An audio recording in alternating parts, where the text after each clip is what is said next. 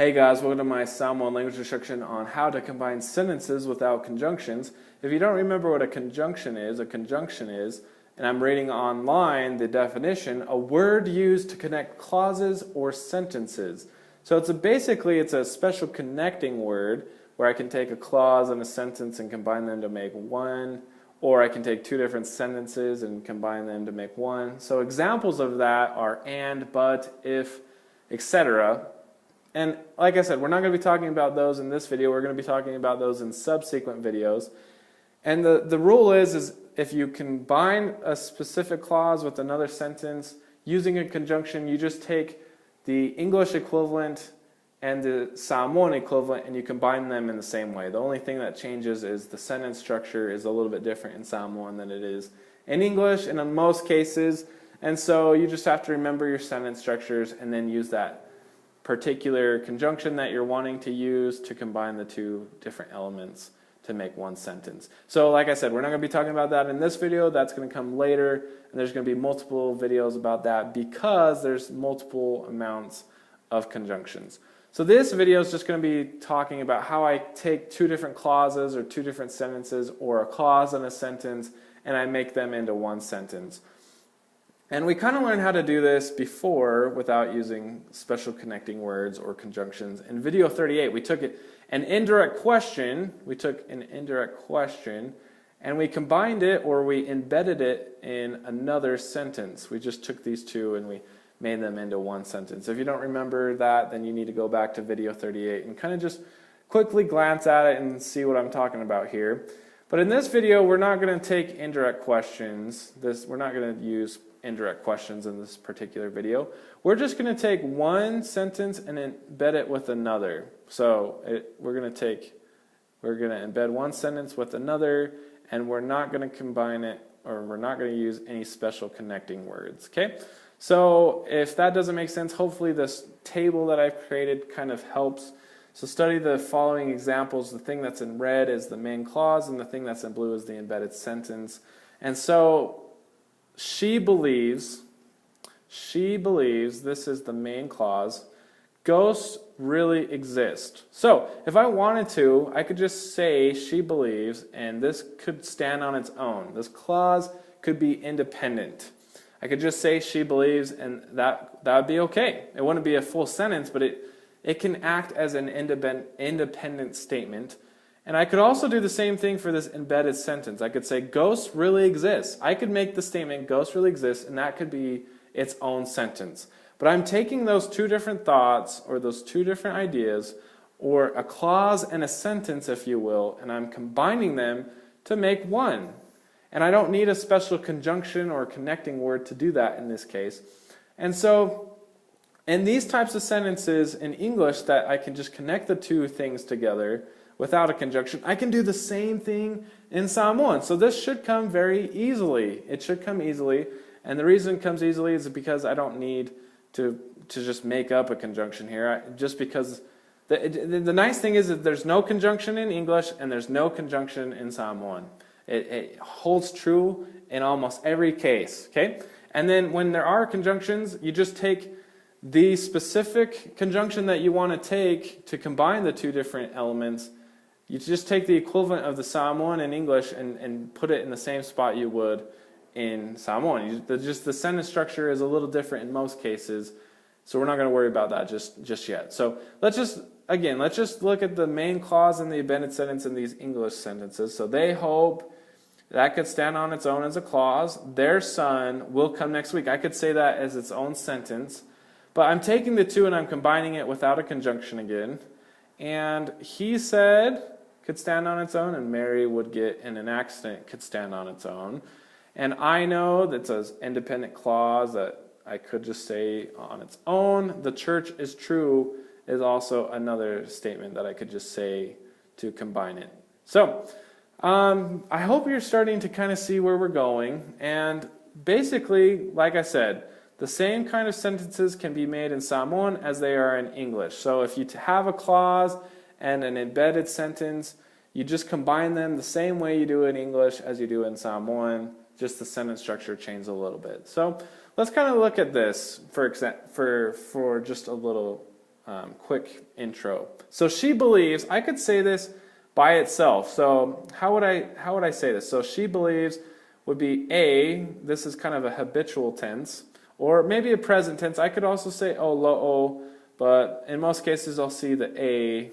So A and then the predicate phrase, or I could do it the descriptive way. So I could do the tense marker, we'll do tense marker, predicate phrase, and then subject. That's the emphatic way, okay? Or I could do tense marker, subject, and then the predicate phrase, okay? So pred P. And so right now I'm just going to use the descriptive way, and that was the tense marker, subject, then predicate phrase. So A, ia, that is my subject, she, and then my predicate phrase is believe. So tali tonu. So this is its own little sentence I could make. Or its own little clause. I could just form this on my own, and it could stand on its own. It could definitely stand on its own. But then I take that clause and I combine it with ghosts really exist. Okay? And so, I mean, you'll probably see a sentence similar to this. Samoan people are pretty, superstitious in a lot of ways. So you might hear a sentence like this. So really exists. So this would be, I'm going to take this away. So this would, the next statement would be, again, you just use a tense marker. And then I could do a subject and a predicate phrase, or I could do a predicate phrase and a subject. It just depends on my preference and how I'm saying the sentence. So again, I'm doing the first part here, and then I'm taking another sentence structure. It's just basically I'm taking a new sentence structure with this ghost really exists. So o ei is kind of like, this is kind of like the word for exists. O ei is kind of like the word for exists. So this all together, this right here is my tense marker. Okay, o, and then ei is exist, and that is what happens first. Okay, so I have o ei, exist, and then ghost. What is the word for ghost? You don't really know what the word for ghost is, and it's aiku. And so basically the sentence structure would be e ia talitonu o ei aiku. Okay, and so that's basically the way that and I didn't write out the word ghost, sorry, I should have probably wrote that out, but we'll work on some other sentence structures, and let's just do this one right here. They hope, let's do one more together. They hope their son will come next week. So again, this one on the left, I do a sentence structure, so they hope. So let's do A again, because this, I'm not sure exactly what the tense is in this. This is probably more of a present tense. So they hope, so this could be la or lato. So let's just say, let's read the rest of the sentence and see what pronoun would be most appropriate here. They hope their son will come next week. So this is talking about parents, and it's they, so let's say la, there's two of them. E la hope, fa'a moi moi, that will act as my predicate phrase or my verb. And then again, I just make a new sentence structure right here. And so their son will come next week. Well, what's my tense? My tense is will. That's a future tense, so olea. And then come, their son. It's one person doing the coming, so sao, their son, alato, and then you would say son here, and this is a little bit different in Samoan than it is in English, but you could say their boy, so let's just do tama in this case. You could do, there's different ways. It's different for a man and a woman, the word for son. Actually, let's do the one that fits. Let's do alo. Alo is the polite word or the honorific word, and you can use it for both male and female. Oleasa alato alo, so their son, this underlined portion, let me highlight that actually. Their son is the subject in this sentence. So that whole thing is my subject. And the sao right here, that's my predicate phrase. It acts as the predicate phrase. It's just a verb, but there's no adverb in this case. So their son will come next week. And so, ile vayaso a sao, I could say that in the coming week, or vayaso fo. Let's do that. Ile in the vayaso fo. Okay, in the new week is basically what that, and that's FOU at the end and a period. So I know this is taking a little bit of time to kind of go over, but I'm hoping that these two examples are helping, and that you're able to kind of see that you just take two different sentence structures and they combine. And so the way that I combine sentences in English, I just do that same way in Samoan, just the sentence structure is a little different. Okay, like in this example, they hope, I could say hope they, if I did it the emphatic way, and in this example I did will come their son instead of their son will come.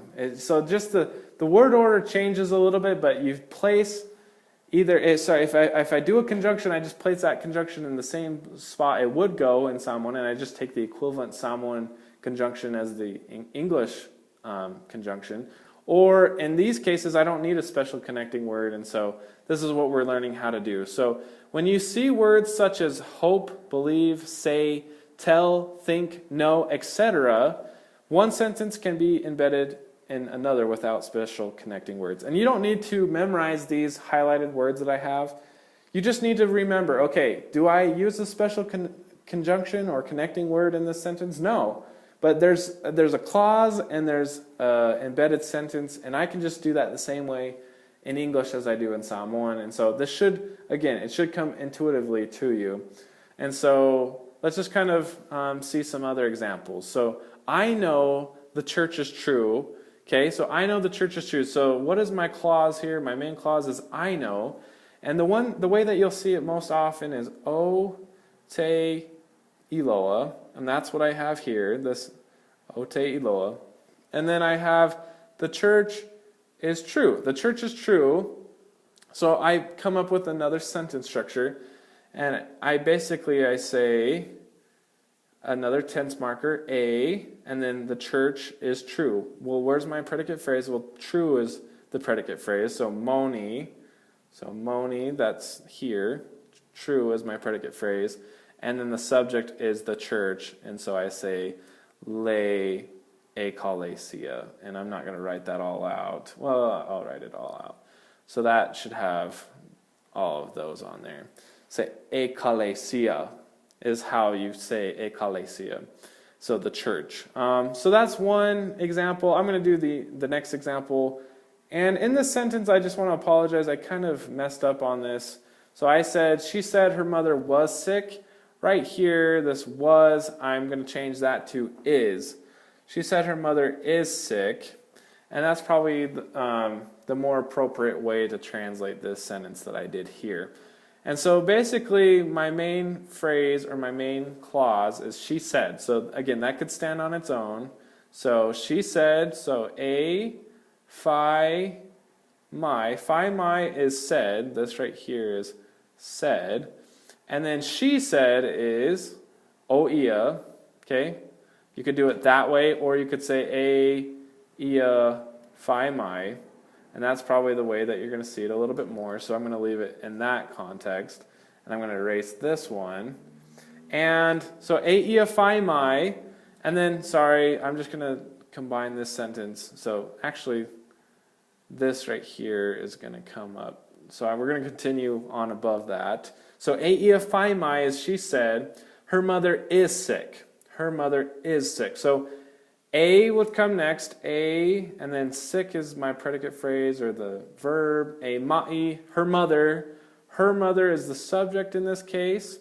So Lona is her, Tina is mother. Okay? So phi mai, mai Lona Tina. Okay? So those are the example sentences, and I worked on a couple with you, and that came up again. So I want you to try to work on the next two on your own and go from there. So pause the video and work on these next two on your own.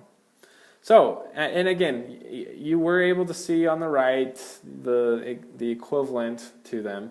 And let's just kind of go over these. If you got stuck, let's go over these together and try to work on these. So, and again, if you wanted to say was, right here, if you wanted to say was instead of the is, right here, instead of a, you would switch that to, you just switch that to saw. So, was sick would just turn into saw.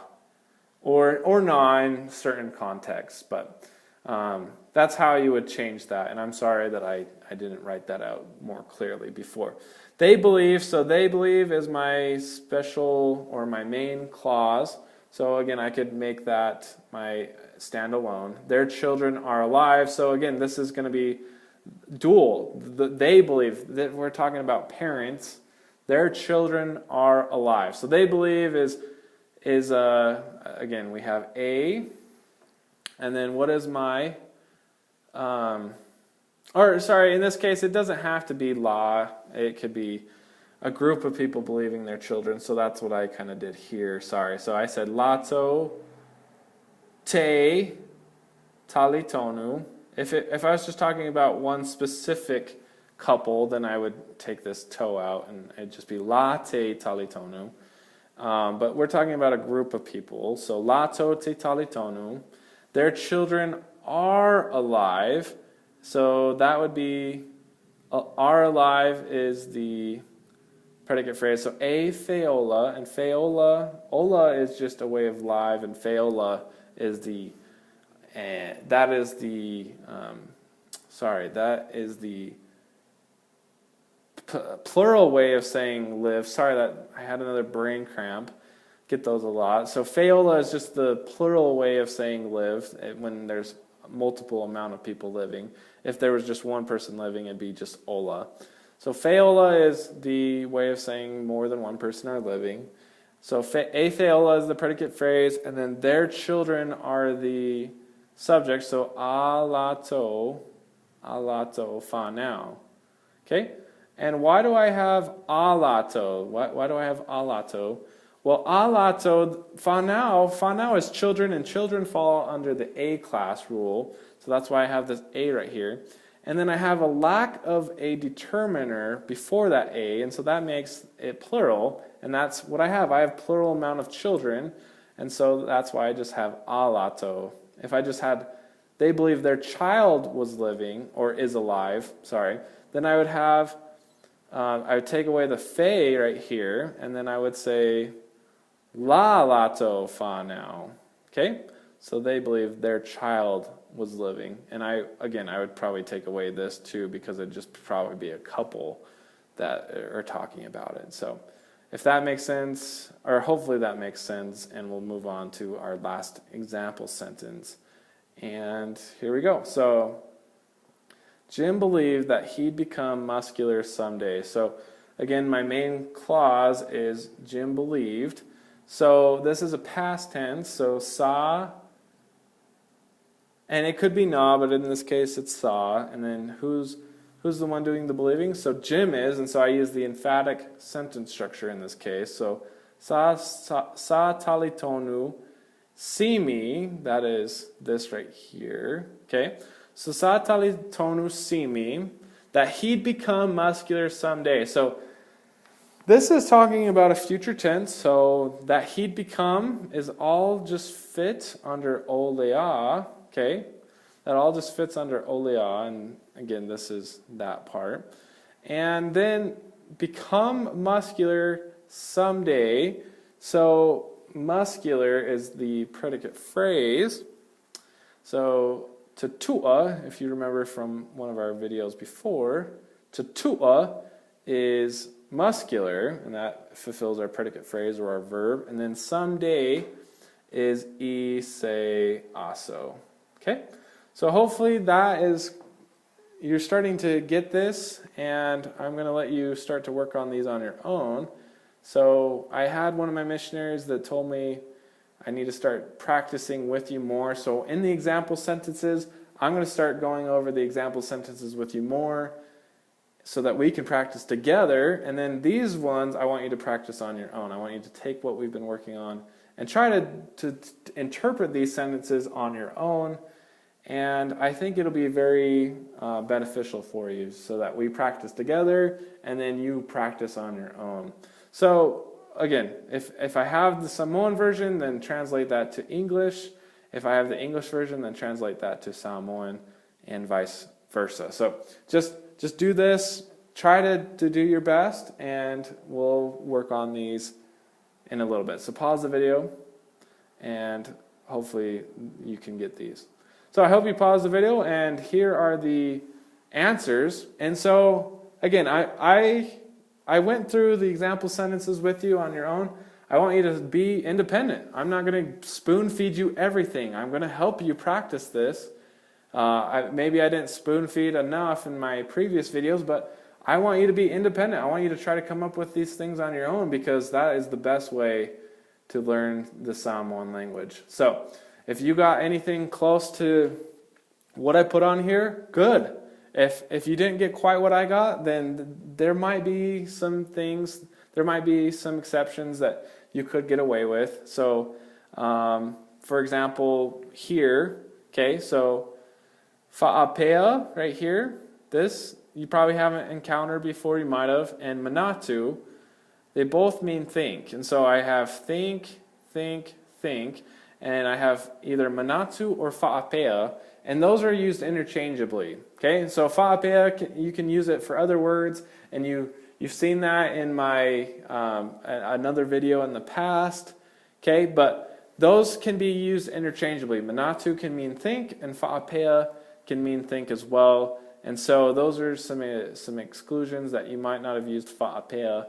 But I'm hoping that you got mostly everything else the same way. And if you didn't, wonder why. Why did I have my sentence different than the way that you did it? And then you can start to think about, okay, I just need to change this little thing that I'm doing so that it matches the way that he's teaching. So again, I hope this video helps, and we're going to be working on some more Samoan videos in the future. I hope you're practicing, and I hope this is benefiting you. So, tofa soifua.